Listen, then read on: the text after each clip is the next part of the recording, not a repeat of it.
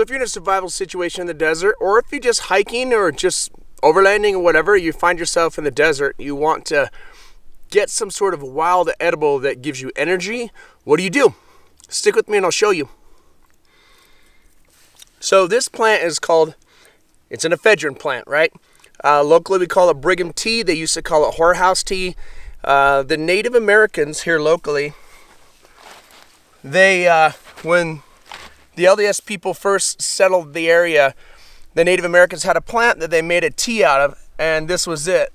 It kind of looks like horsegrass from the branch up and sagebrush from the dead part down, and it's ephedrine producing, or an ephedra tea.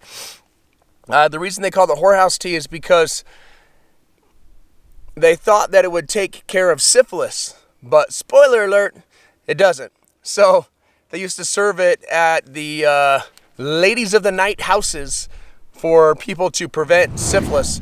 There is a story that I once heard of a man who fasted for 14 days in a sweat lodge while only drinking this ephedra tea, which would have been brutal, and supposedly that got rid of syphilis. I don't know. It's possible, but I'm not going to catch it and find out.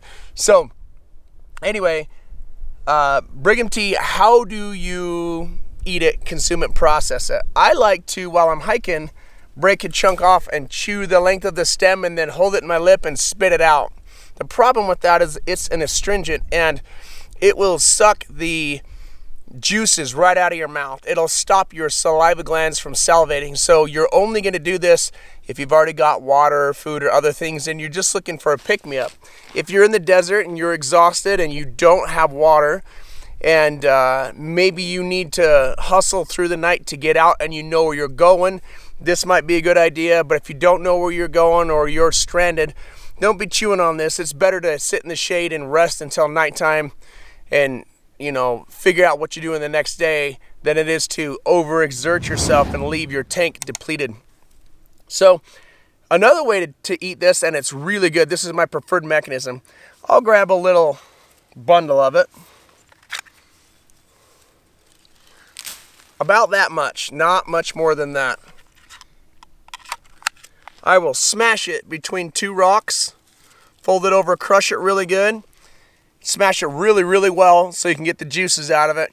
Put it in the bottom of a tea and boil it, and then add honey. If you don't add honey or something sweet, it's going to taste like bark.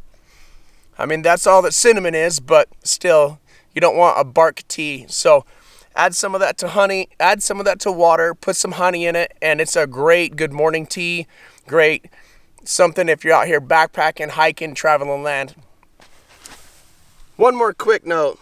Don't be mixing this with caffeine. It's not good for you. You can go Google what ephedrine or ephedra and caffeine does. It's kind of like 1 + 1 = 4. Bad for your heart. So if you're going to eat ephedrine, don't eat it with caffeine.